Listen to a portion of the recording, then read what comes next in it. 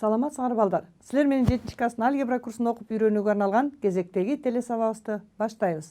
Билесиңер балдар, бүгүн мен силерге жаңы теманы үйрөтөрдөн мурда алгач мурда силерге тааныш болгон айрым бир материалдарды кайталап алайын. Анда эмесе келгиле төмөнкү суроого жооп берип көрөлүк. Мынакей экранда силерде суроо турат. Сүйлөмдөгү көпчекиттин ордуна тиешелүү сөздү койгула. Барабарсыздык деген сөз, туюнтма, барабардык жана теңдештик деген 4 сөздү көрүп турасыңар. Сүйлөмдү окуп туруп көңүл коюп, көпчекиттин ордуна кайсыл сөздү койсок болоорун таап көргүлө. Эгер силер кайсыл жооп туура деп эсептеген болсоңор, ошол жооптун номерин дептериңерге жазгыла, а мен силерге туура жообун көрсөтөйүн. Мынакей алгач сүйлөмдү окуйлу. Бир же бир нече өзгөрмөнү камтыган теңдеме деп аталат. Демек, көпчекиттин ордуна кайсыл сөз болмок эле? Туура жообу барабардык. Эми мен сүйлөмдү кайра окуйун. Бир же бир нече өзгөрмөнү камтыган барабардык теңдеме деп аталат. Туура жооп 3-чү жооп болчу. Эгер кимиңер 3-чү жоопту туура деген болсоңор, анда азаматсыңар.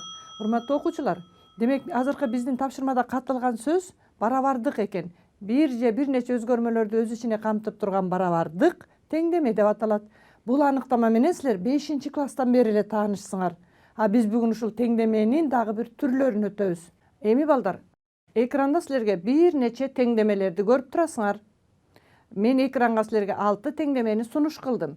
Эми ушулардын ичинен бир өзгөрмөлүү, андан кийин эки өзгөрмөлүү, эки түрүн карап көрөлчү. Булар эмнеге карата айтылаарын силер билесиңер. Бир өзгөрмөлүү дегенде бир гана өзгөрмө катышат. Мисал үчүн 3x квадрат плюс 5y барабар 0. Бул албетте эки өзгөрмөлүү балдар. Мында x жана y өзгөрмөлөр. А кийинки теңдеме бул бир өзгөрмөлүүгө кирет. Мында y деген бир гана өзгөрмө катышып жатат. А кийинкиси 14x квадрат плюс 9 барабар 0 деген теңдеме дагы бул бир өзгөрмөлүү теңдемеге кирет. Мында x өзгөрмөсү катышып жатат. 8x плюс 6y барабар 5 деген бул эки өзгөрмөлүү теңдеменин мисалы боло алат. Ошондой эле 3x плюс 4x барабар 17 бул бир өзгөрмөлүү балдар. Ушул жерге жакшылап баамдагыла. 3x плюс 4x x'тан экөө турганы менен бул бир өзгөрмөлүү деп аталат. Анткени x деген бир гана өзгөрмө катышып жатат. Эки өзгөрмөлүү болуш үчүн бирөө x, бирөө y, же бирөө a, же бирөө b. Ушул сыяктуу эки башка өзгөрмө болуш керек эле. А бул жерде x деген бир гана өзгөрмө катышып жатканын көрүп турасыңар. А 2x y барабар 45 деген бул албетте эки өзгөрмөлүү теңдеме.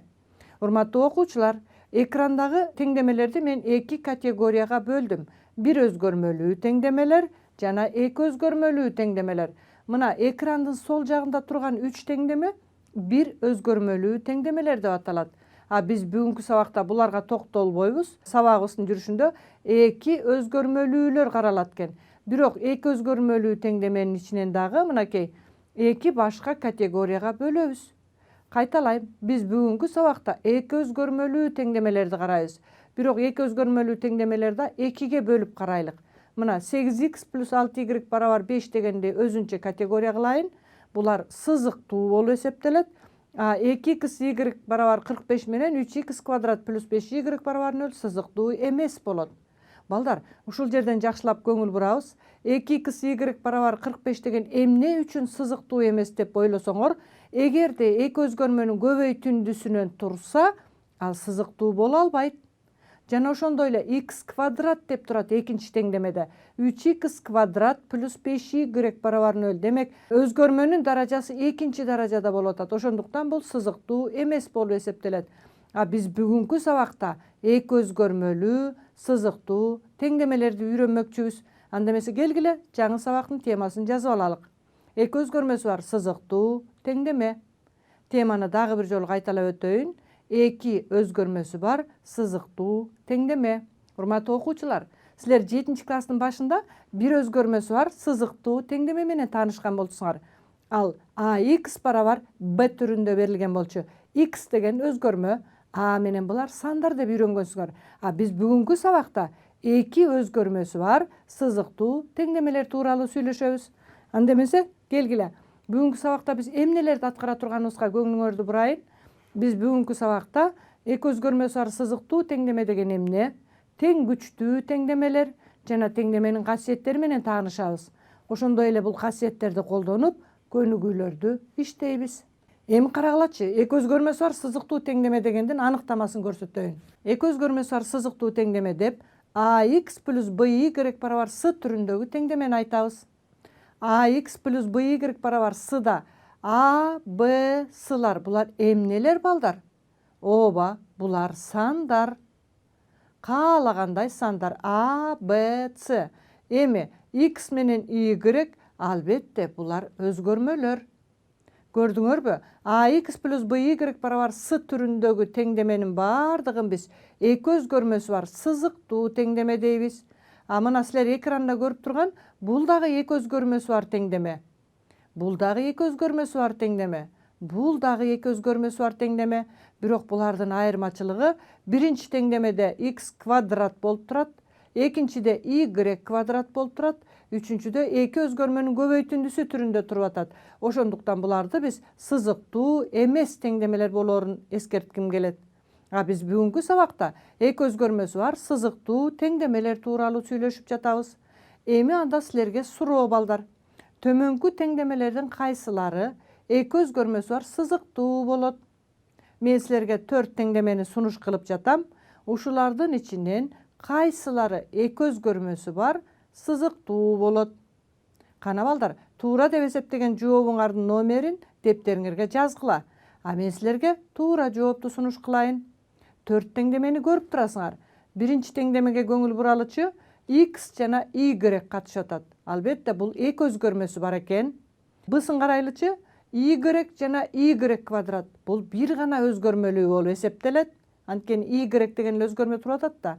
Үчүнчүсүндө x, y бул эки өзгөрмөлүү. Төртүнчүсүндө да x, y бул дагы эки өзгөрмөлүү болуп эсептелет. Эми балдар, эки өзгөрмөсү бар теңдемелерди таптык. Бсы гана бир өзгөрмөлүү болуп калды. Эки өзгөрмөлүүдөн үчөө болуп атат, бирок булардын кайсылары сызыктуу?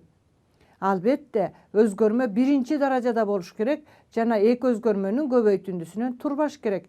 Бул бсын алып салайын, бул эки өзгөрмөсү барга кирбейт. Эми калган үчөөнүн ичинен v-ны карагылачы. X жана y өзгөрмөлөрдүн көбөйтүндүсүнөн туруп калды. Эки өзгөрмөнүн көбөйтүндүсүнөн турса, бул да сызыктуу боло албайт. Көрүп жатасыңарбы? Анда a менен g эки өзгөрмөсү бар сызыктуу теңдемелер экен. Туура жообу a, g деген эки өзгөрмөлүү сызыктуу теңдеме. Төртүнчү жооп туура жооп. Эгер кимиңер төртүнчү жоопту туура деген болсоңор, анда азаматсыңар.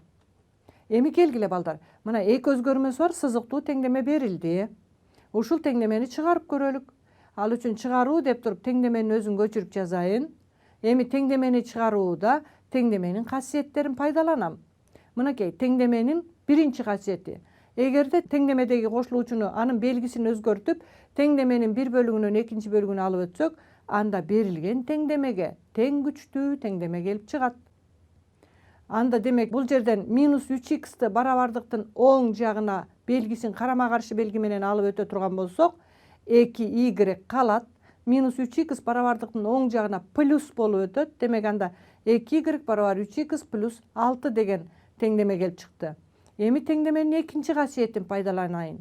Эгерде теңдеменин эки бөлүгүн тең, нөлдөн айырмалуу бир эле санга көбөйтсөк же бөлсөк, анда берилген теңдемеге тең күчтүү теңдеме келип чыгат. Анда келгиле 2ге бөлүп ийейин. 2y-ди 2ге бөлсөм y, 3-тү 2ге бөлсөм 1,5, 6-ны 2ге бөлсөм 3 чыкты. Мына мен теңдеменин экинчи касиетин пайдаландым. Эми бул теңдемени чыгарыш үчүн эгерде x барабар 2 болсо, башкача айтканда эки өзгөрмөлүү сызыктуу теңдемени чыгарыш үчүн бир өзгөрмөнү экинчиси аркылуу туюндуруп алдым. y-ди x аркылуу туюндурдум. Эми x-ка мен 2ге барабар болсун деп кабыл алып атам, маани берип атам. Анда x-тин ордуна 2-ни койсоңор, 2 менен 1,5-ти көбөйтсөңөр 3, 3кө 3-тү койсоңор 6. Башкача айтканда y барабар 6 экени келип чыкты. Же экинчи учурда эгерде x барабар 0 болсо, анда y канча болот? X-тин ордуна 0-ду кое турган болсом, 1,5-ти 0-гө көбөйтсөм 0, 0 менен 3'tü koşsam y 3'kө barabar. Урматтуу окуучулар, мен эки өзгөрмөсү бар сызыктуу теңдемени чыгарууда алгач бир өзгөрмөнү экинчи өзгөрмө аркылуу туюндуруп алдым. Бул учурда мен теңдеменин эки касиетин пайдаландым. Андан кийин x'ка өзүм каалаган маанини берип жатам. Ага ылайык же ага тиешелүү y мааниси келип чыкты. Анда түгөй сан түрүндө жазайынчы. X 2 болгондо y 6, x 0 болгон учурда y 3кө барабар экенин көрдүңөр. Анда ушу 2, 6, 0, 3 деген түгөй сандар ушул теңдеменин чыгарылышы боло алат балдар. Жана бул теңдеменин мындан башка да чексиз көп чыгарылыштары болот. Башкача айтканда силер x'ка канча маани берсеңер, ошончо тиешелүү y маанилери чыгат. Азыркы силер көрүп турган эки түгөй сан теңдеменин чыгарылышы мындан башка да чексиз көп чыгарылышка ээ болот. Эми балдар, мына 2x плюс y барабар 7 теңдемесин чыгаралы. Ал үчүн бул теңдеменин чыгарылышы деген эмне экендигинин аныктамасын мен силердин эсиңерге салып өтөйүн. Эки өзгөрмөсү бар сызыктуу теңдеменин чыгарылышы деп, ушул теңдемени туура барабардыкка айландыруучу өзгөрмөлөрдүн түгөй маанилери аталат. Туура сан барабардыгы деп түшүнгүлө. Китебиңерде сан деген сөздү жазган эмес, силер өзүңөр эле билишиңер керек.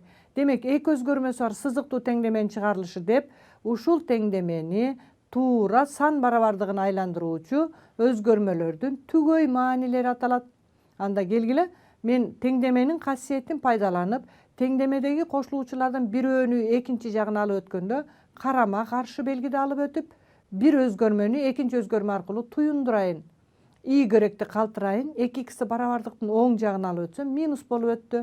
Эми жогорудагыдай эле x'ка өзүм каалаган бир маанини берейин. Башкача айтканда x барабар 1 болсун. X'тин ордуна 1ди койсоңор, 1 менен 2-ни көбөйтсөк 2, 7ден 2-ни алсак, албетте 5ке барабар. X 1 болгондо y 5ке барабар болду. Дагы бир маани берип көрөлчү балдар. Мына түгөй маанилери дегенди мен түгөй сан катары жаздым, 1, 5. Абсциссасы же x 1ге барабар, y 5ке барабар экенин көрдүңөр. Эми x'ка мен дагы маани берип көрөйүн. X барабар 2,4 болсун деп алайын. Эгерде x'ка 2,4'тү койсом, анда 2,4 менен 2-ни көбөйтсөм 4,8 болот.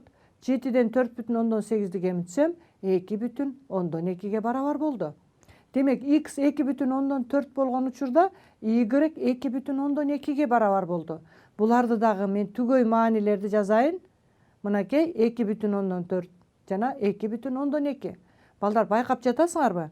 Эки өзгөрмөсү бар сызыктуу теңдеменин чыгарылыштары түгөй маанилерден турарын көрдүңөр. Демек, 1, 5 жана 2,4, 2,2 берилген теңдеменин тамыры болуп эсептелет. Балдар, келгиле эми дагы бир экинчи теңдемени чыгарып көрөлүк. Бул теңдемени чыгарыш үчүн дагы силерге мен эки жоопту сунуш кылайын. Силердин ушулардын ичинен кайсынысы берилген теңдеменин чыгарылышы болоорун таап көргүлө. Анда эмесе келгиле теңдемеге көңүл буралык. Мынакей x плюс y барабар 4 деген теңдемени көрүп турасыңар. А мен силерге эки жоопту сунуш кылып жатам. 2 минус 6 деген түгөй сандар жана минус 1 5 деген. Ушул экөөнүн кайсынысы берилген теңдеменин чыгарылышы болоорун таап көргүлө. Анда эмесе силер тапкан болсоңор, мен туура жообун көрсөтө берейин. Мынакей алгач теңдеменин өзүн жазайын. X плюс y барабар 4. Ооба балдар, бул биз бүгүн өтүп жаткан эки өзгөрмөсү бар сызыктуу теңдеме. Алгач мен 2 минус 6-ны текшерип көрөйүн. X'тин ордуна 2-ни, y-дин ордуна минус 6-ны коюп көрөйүн. 2 плюс минус 6 барабар 4кө. 2ден минус 6-ны кошсом, минус 4 чыгат балдар. Минус 4 менен 4 барабар эмес. Бул экөө барабар эмес болсо, демек бул түгөй сандар теңдеменин чыгарылышы боло албайт. Эми келгиле экинчи түгөй санды текшерип көрөлү. X минус 1,5, y 5 болгон учурду текшерип көрөлүк. Анда x'тин ордуна минус 1'ди коюп, y-дин ордуна 5'ти койсом, 4 барабар 4 экендиги келип чыгат балдар. Башкача айтканда, бул минус 1, 5 түгөй саны берилген теңдеменин чыгарылышы боло алат. Туура жооп, экинчи жооп болчу. Эгер кимиңер экинчи жоопту туура деген болсоңор, анда азаматсыңар. Жообун жазган учурда минус 1, 5 түгөй саны теңдеменин чыгарылышы боло алат деп жазмаксыңар. Көрдүңөрбү балдар? Эми мен силерге азыр дагы эки өзгөрмөсү бар сызыктуу теңдемеден эки учурду көрсөтөйүн деп турам. Жакшылап баамдап турабыз. Биринчи теңдемеде мен y-ти x аркылуу туюнтайын. Ал үчүн 2y-ти калтырып, теңдеменин касиети боюнча 6x барабардыктын оң жагын алып өттүм. Минус белгиси менен өттү. Эми теңдеменин эки жагын тең, нөлдөн айырмаланган бир эле санга бөлсөк, ошол эле теңдемеге тең күчтүү теңдеме келип чыкмак. Башкача айтканда, 2ге бөлсөм, y барабар 8 минус 3x деген келип чыкты. Эми бул эки өзгөрмөсү бар сызыктуу теңдемедеги x-тин ордуна 1ди коюп көрөлү. X-тин ордуна 1ди койсом, y барабар 5 экенин көрүп турасыңар. Андан кийин x-тин ордуна 2-ни коюп көрөйүн. Эки жерде 3 6, 8ден 6-ны алсам, y барабар 2 экенин көрүп турасыңар. Андан кийин оң жактагы теңдемедеги белгисизди камтыган, y-ти камтыгандарын сол жагына, калгандарын оң жагына топтодум. 8y барабардыктын оң жагынан сол жагына минус белгиси менен өттү. Силер мындай теңдемелерди 6-класста да чыгаргансыңар. Bir жагынан экинчи жагына топтоону. 9y-тен 8y дегенсем y минус 3x плюс 8 деген эки өзгөрмөсү бар сызыктуу теңдеме келип чыкты. X-тин ордуна 1ди коюп көрсөк, y барабар 5 экени келип чыкты. X-тин ордуна 2-ни койсок, y барабар 2 экени келип чыкты. 1 5 деген түгөй сан менен 2 2 деген түгөй сан эки теңдеменин тең чыгарылыштары болуп эсептелди. Анда мындай теңдемелерди силерге буга чейин эле белгилүү болгондой тең күчтүү теңдемелер деп атайбыз. Анда эмесе эрежесине дагы бир жолу көңүл бургула, бирдей эле чыгарылыштарга ээ болушкан эки өзгөрмөсү бар теңдемелер дагы тең күчтүү теңдемелер деп аталышат балдар. Ошондой эле чыгарылыштарга ээ болушпаган эки өзгөрмөсү бар теңдемелер да тең күчтүү боло алышат. Силер буга чейин тең күчтүү теңдемелер жөнүндө уккансыңар, а бүгүн биз эки өзгөрмөсү бар тең күчтүү теңдемелер тууралуу айтып өттүм. Эми 3x плюс 2y барабар 6 деген теңдеменин графиги деген эмне? Мен эрежесин силердин эсиңерге салайын. Эки өзгөрмөсү бар сызыктуу теңдеменин графиги деп, координаталар ушул теңдеменин чыгарылыштары болгон тегиздиктин бардык чекиттеринин көптүгү аталат. Анда бардык чекиттердин көптүгү аталыш үчүн мен алгач Декарттык координаталар системасын чийейин. Мен теңдеменин графигин түзүш үчүн y-ти x аркылуу азыр туюндуруп алайын. Башкача айтканда, y-ти тапсам, минус 1,5x плюс 3-кө барабар. Эки жагын тең 2ге бөлүп ийдим, андан y-ти таптым. Эми бул y барабар минус 1,5x плюс 3 деген теңдеменин графигин түзүш үчүн мунун графиги эки гана маани берүүгө жетиштүү болот. Башкача айтканда, мунун графиги түз сызык балдар. Түз сызык болуш үчүн эки гана маани берүү жетиштүү. Келгиле мен x-ка 2-ни берейин. X-ка 2-ни берсем, минус 1,5-ти 2ге көбөйттүм. Андан кийин 3-кө кошсом 0 пайда болду. 2 0 деген чекитти мен Декарттык координаталар системасынан белгилейин балдар. Абсциссасы 2, ординатасы 0. Андан кийин x-тин ордуна минус 2-ни койсом, y 6-га барабар болду. Келгиле минус 2 6 деген чекитти табайын. Минус 2 6 деген чекитти тапсак, мынакей экинчи чекит табылды. Анда бул экөөнү туташтырып койсом, биздин берилген теңдеменин графиги түзүлдү. Урматтуу окуучулар, ушул жерде мен силерге эки өзгөрмөсү бар сызыктуу теңдеменин графиги дегенди силерге эсиңерге салып өттүм. Башкача айтканда, эки өзгөрмөсү бар сызыктуу теңдеменин графигин түзүш үчүн алгач бир өзгөрмөнү экинчиси аркылуу туюндуруп алуу керек. Андан кийин эки өзгөрмөсү бар сызыктуу болгондуктан мунун графиги түз сызык болоорун эсиңерге салгым келет. Анда түз сызыкты түзүш үчүн эки гана маани берүү жетиштүү. Ошентип эки маани берүү менен эки чекитин таап алып, ошолорду туташтырып койсоңор, берилген теңдемеңердин графиги түзүлдү. Урматтуу окуучулар, бүгүнкү сабакта мен силерге кандай теңдемелерди эки өзгөрмөсү бар дейбиз, качан сызыктуу болот, анын чыгарылыштары кандай жазылат жана эки өзгөрмөсү бар сызыктуу теңдеменин графигин кантип түзүү керек экендигин айтып өттүм. Бүгүнкү алган билимиңерди андан ары колдонуп көндүмдөрүңөрдү калыптандырууңарды суранаар элем. А мен силер менен кайрадан эфир аркылуу жолугушканча коштошолу, саламатта калгыла.